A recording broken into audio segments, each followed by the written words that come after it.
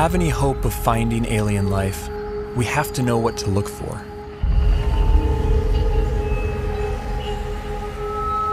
But where do we begin? How do we narrow down a seemingly infinite set of possibilities?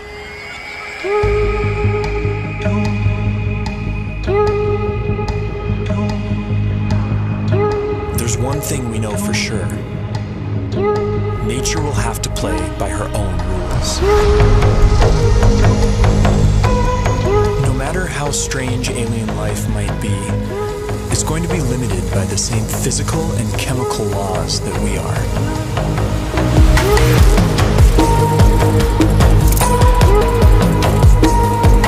On top of this, each alien environment will further limit what kinds of life forms can evolve there.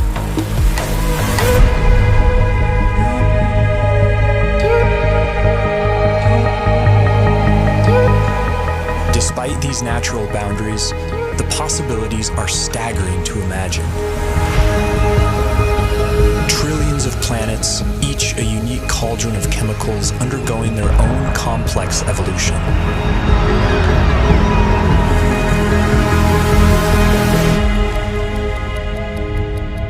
To guide our thinking, this museum of alien life will be divided into two exhibits. Life as we know it, home to beings with biochemistries like ours, and life as we don't know it, home to beings that challenge our concept of life itself.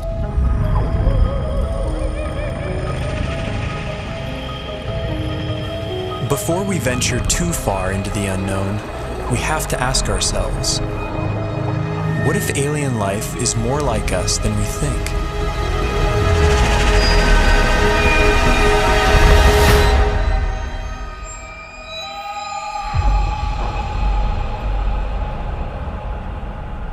If there's one feature that unites us with the other specimens in this museum, it's carbon.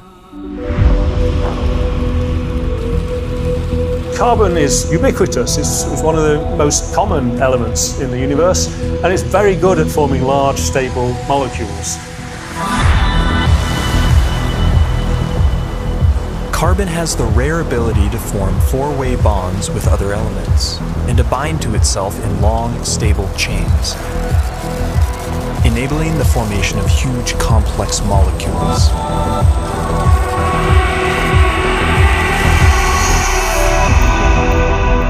This versatility makes carbon the centerpiece in the molecular machinery of life.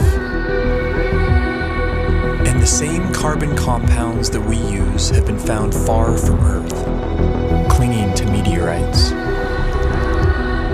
and floating in far-off clouds of cosmic dust. The building blocks of life, drifting like snow through the universe.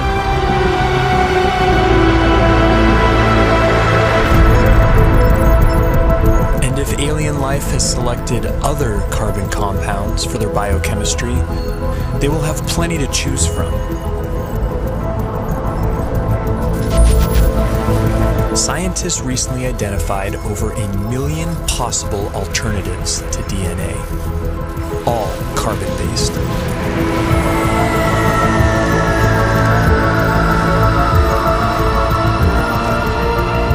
If we ever discover other carbon-based life forms, we would be fundamentally related. They would be our cosmic brethren.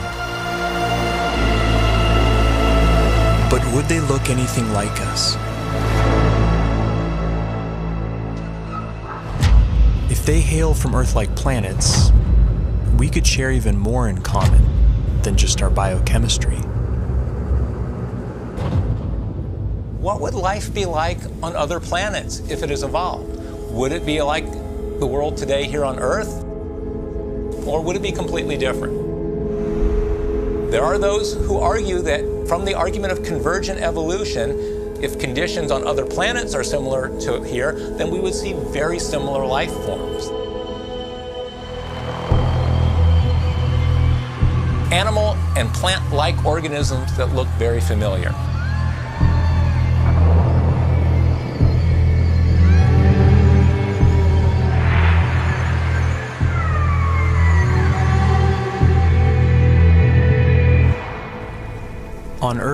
Certain features like eyesight, echolocation, and flight have evolved multiple times independently in different species. This process of convergent evolution could extend to alien planets like Earth, where creatures face similar environmental pressures. It's no guarantee, but there could be certain universalities of life. The greatest hits of evolution on repeat across the universe.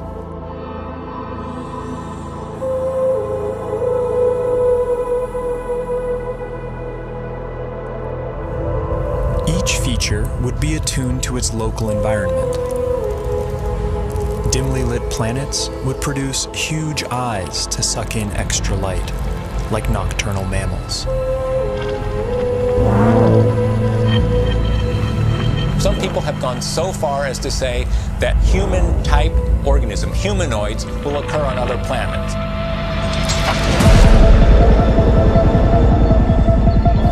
The existence of other human-like organisms seems unlikely, given the long, convoluted chain of events that produced us. But we can't rule it out. If just one in every 100 trillion Earth-like planets produced a human-like form, there could still be thousands of creatures like us out there.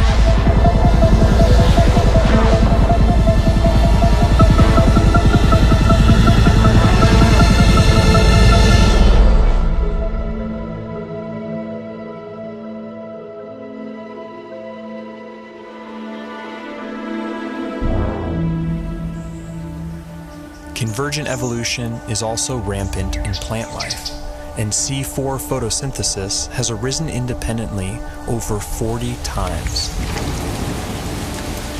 Would alien plants look like ours or something else entirely?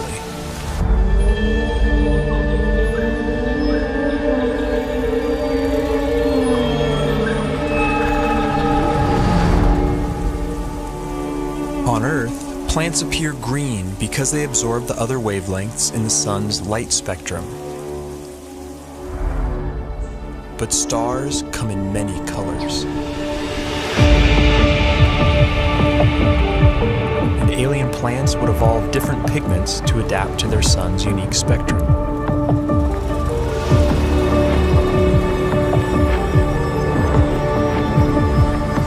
Plants feeding off hotter stars could appear redder by absorbing their energy-rich bluer light.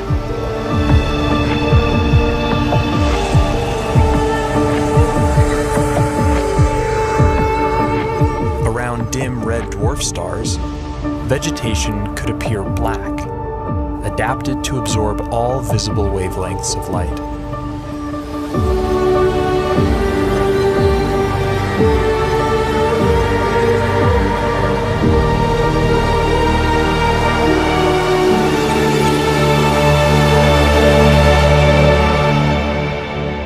Earth itself may have once appeared purple due to a pigment called retinol that was an early precursor to chlorophyll. Some think that retinol's molecular simplicity could make it a more universal pigment.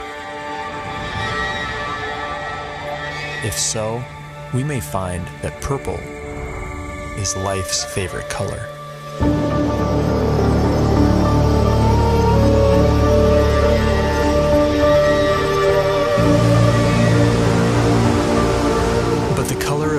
Vegetation is more than just a curiosity.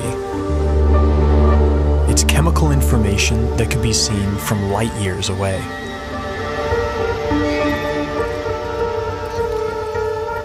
Earth plants leave a signature bump in the light reflected off our planet. Finding a similar signal from another world could point the way to alien vegetation.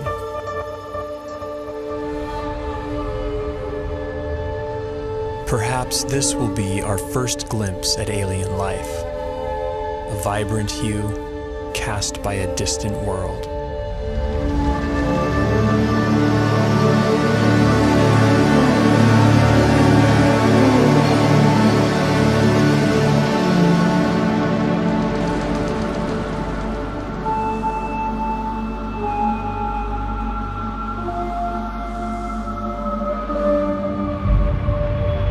What happens when you change the day length of a planet? What happens when you change the tilt of a planet?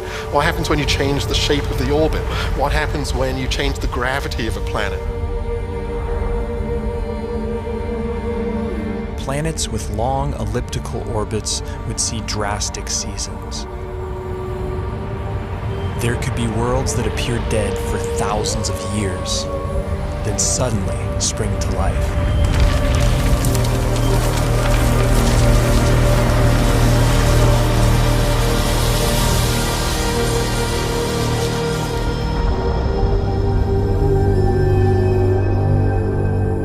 Most of the rocky planets discovered so far have been massive super-Earths.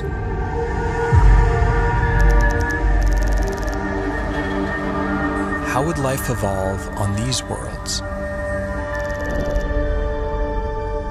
In the seas, gravity may not matter much at all.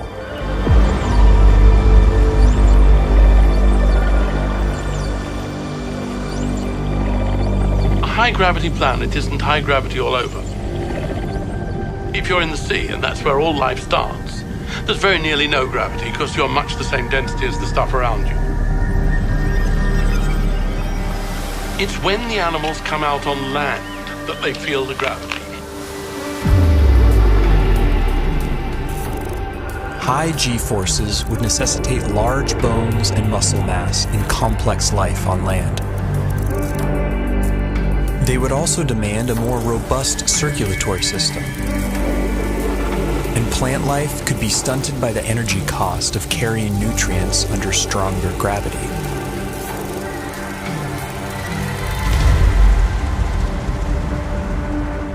Low-gravity planets would more easily lose their atmospheres to space and lack a magnetic field to protect from cosmic rays.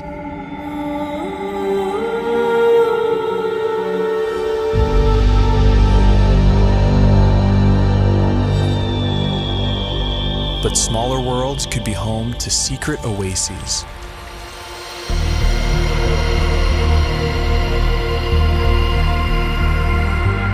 Huge cave systems that provide hideouts for life.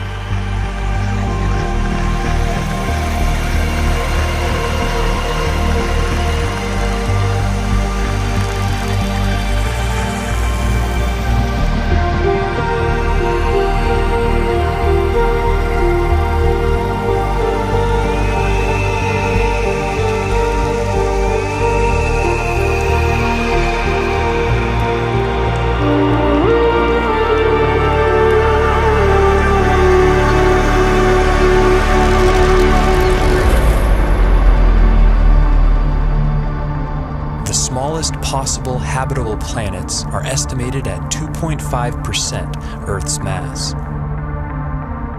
If surface life does evolve on these worlds, it could be a sight to behold.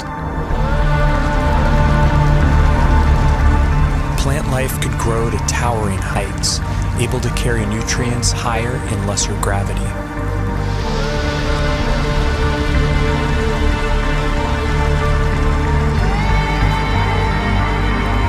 Without the need for bulky skeletons and muscle mass, animals could have body types that boggle the mind.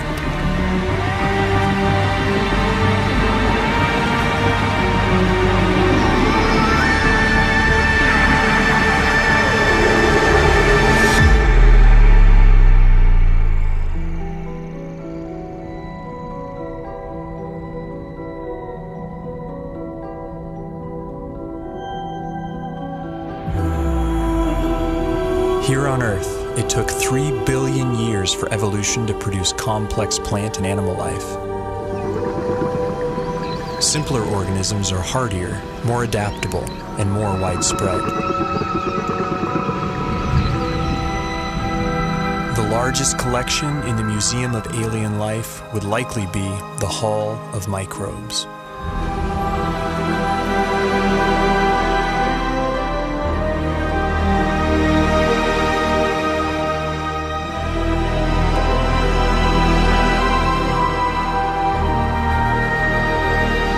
Yet finding even the tiniest alien microbe would be a profound discovery.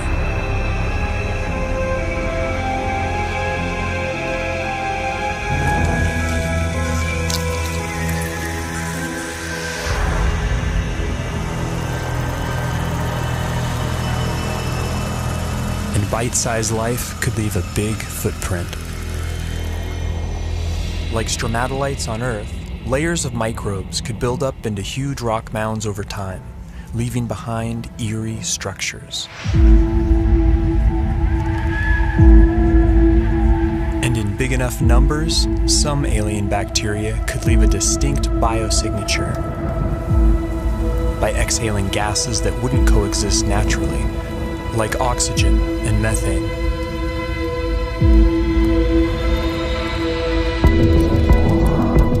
There's ways to make oxygen without life, there's ways to make methane without life, but to have them in the atmosphere together is almost impossible unless you've got biology making those gases at the surface. And it would have an imprint on the planet's spectrum of colors. Next-generation space telescopes could find a signal like this on a world not far from home. The closest Sun-like star with an Earth-like exoplanet in the habitable zone is probably only 20 light years away and can be seen with the naked eye.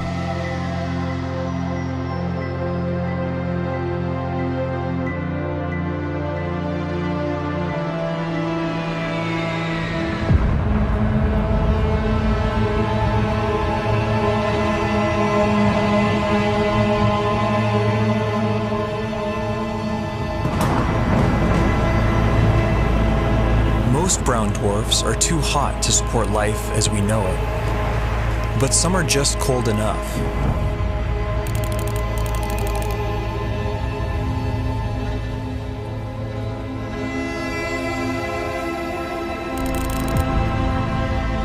All the prime elements for life have been detected inside their atmospheres. And within these clouds, some layers would provide ideal temperatures and pressures for habitability.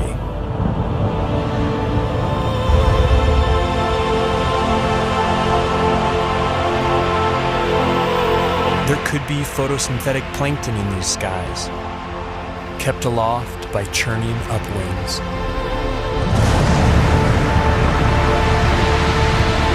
And with enough force, these upwinds could even support larger, more complex life. Predators.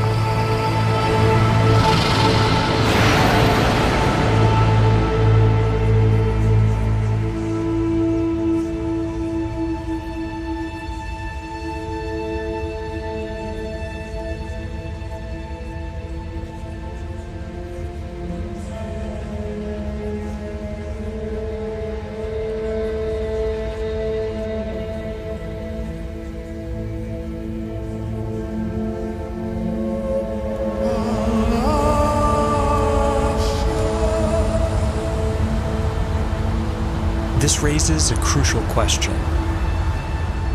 What if we've been looking in all the wrong places? What if nature has other ideas?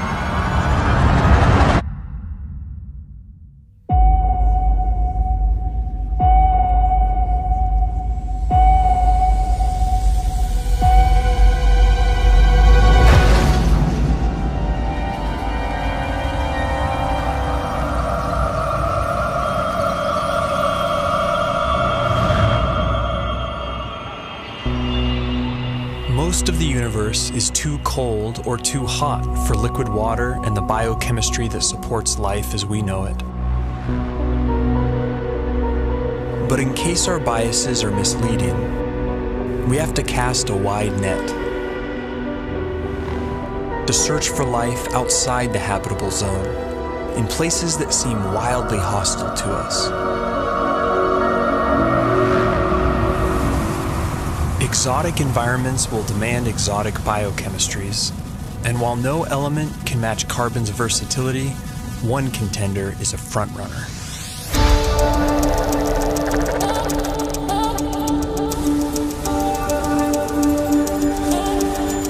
At first glance, silicon seems similar to carbon.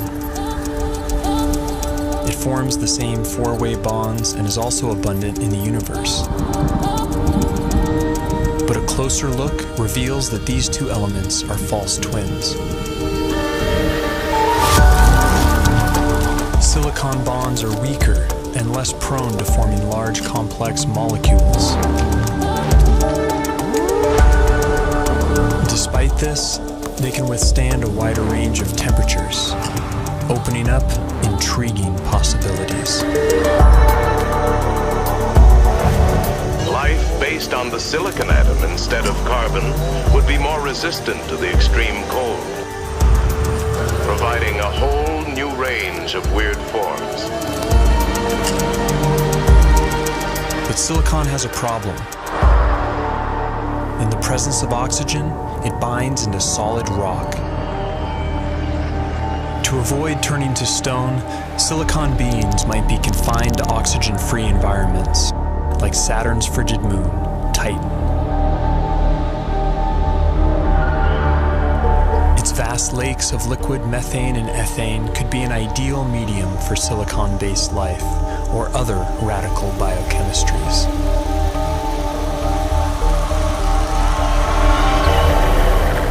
Without ample sunlight, beings on worlds like Titan would likely be chemosynthetic, deriving their energy by breaking down rocks.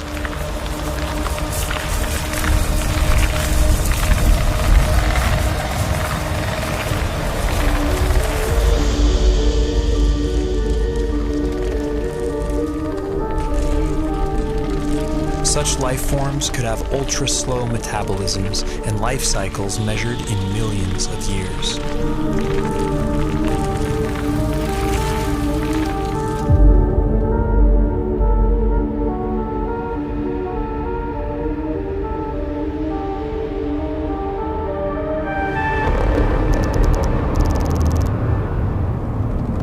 High temperatures, typically rigid silicon-oxygen bonds become more flexible and reactive, triggering more dynamic chemistry.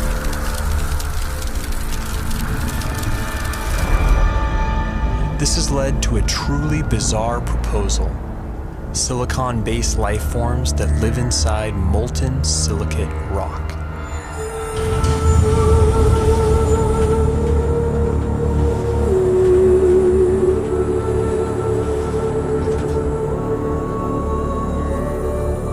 In theory, these forms could even exist deep beneath the Earth inside magma chambers as part of a shadow biosphere. If so, then the aliens are right under our noses. Other shadow biospheres have been proposed, forms of life living alongside us that we don't even know are here, including tiny RNA-based life small enough to go undetected by existing instruments.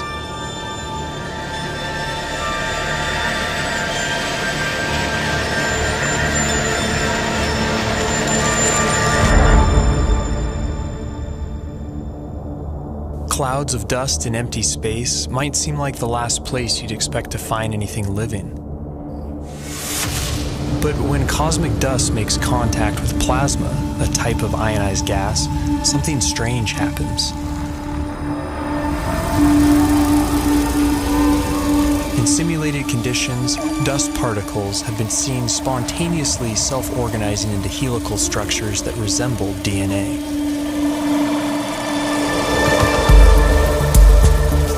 These plasma crystals even begin to exhibit lifelike behavior, replicating, evolving into more stable forms, and passing on information.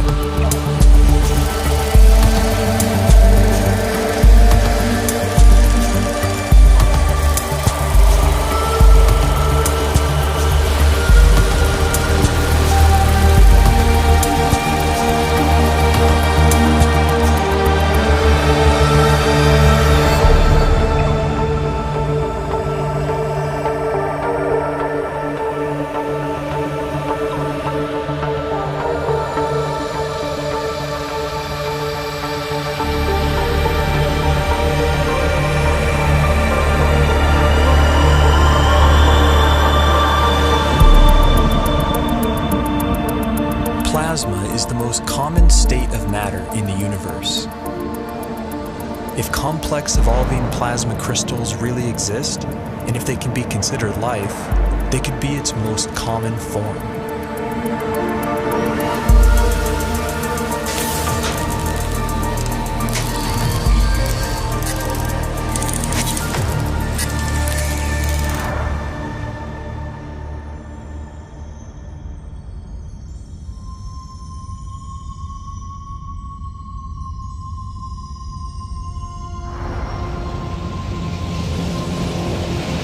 massive suns explode, some collapse into ultra-dense cores called neutron stars. Hulking masses of atomic nuclei crammed together like sardines. Conditions on the surface are mind-boggling. Gravity is 100 billion times stronger than Earth's. But beneath their iron nuclei crust lies something strange. A hot, dense sea of neutrons and subatomic particles.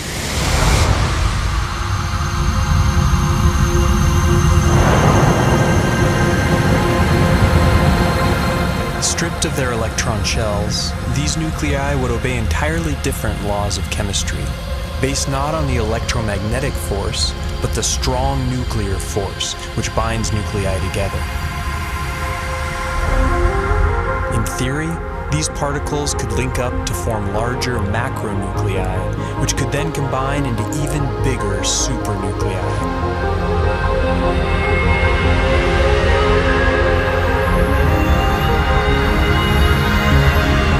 If so, then this bewildering environment would mimic the basic conditions for life: heavy nucleon molecules floating in a complex particle ocean.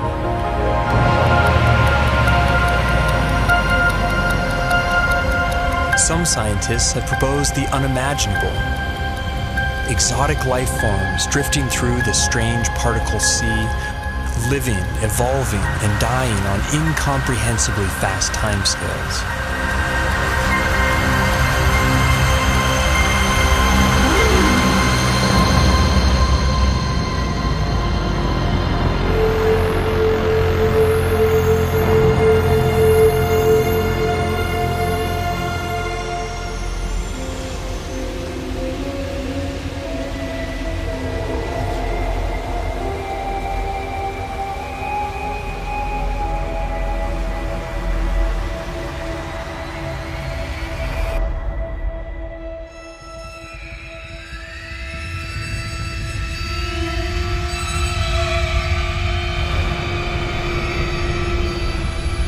Life is not something that has to evolve naturally.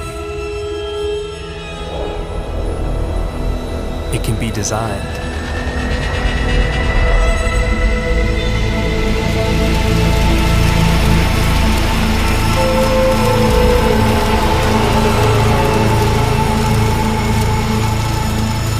And once intelligence is introduced into the evolutionary process, a Pandora's box is opened.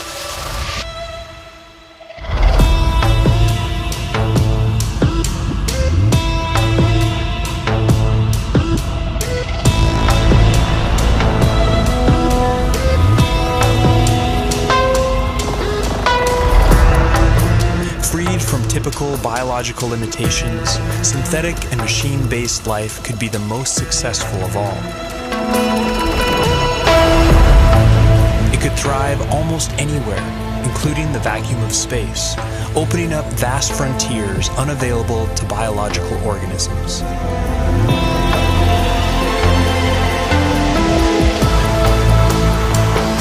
And compared to the glacial pace of natural selection, technological evolution allows exponentially faster growth, adaptability, and resilience.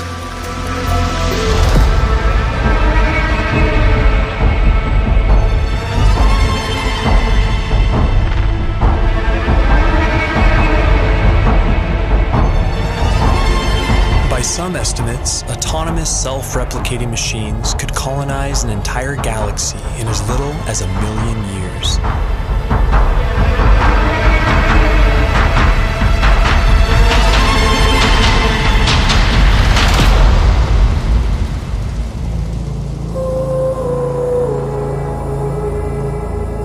Can't predict how hyper-intelligent life would organize itself. But in theory, there could be convergent evolution at play. The electrical properties of silicon might make it a universal basis for machine intelligence, a redemption for its biological shortcomings.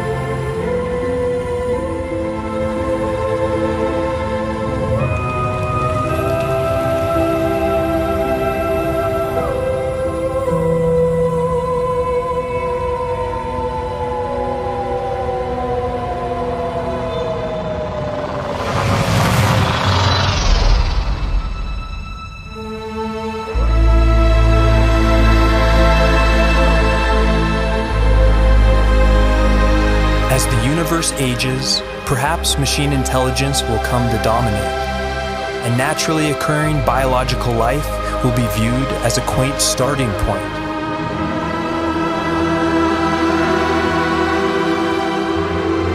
Perhaps we ourselves will lead this transition, and the great human experiment will be merely a first link in a sprawling intergalactic chain of life.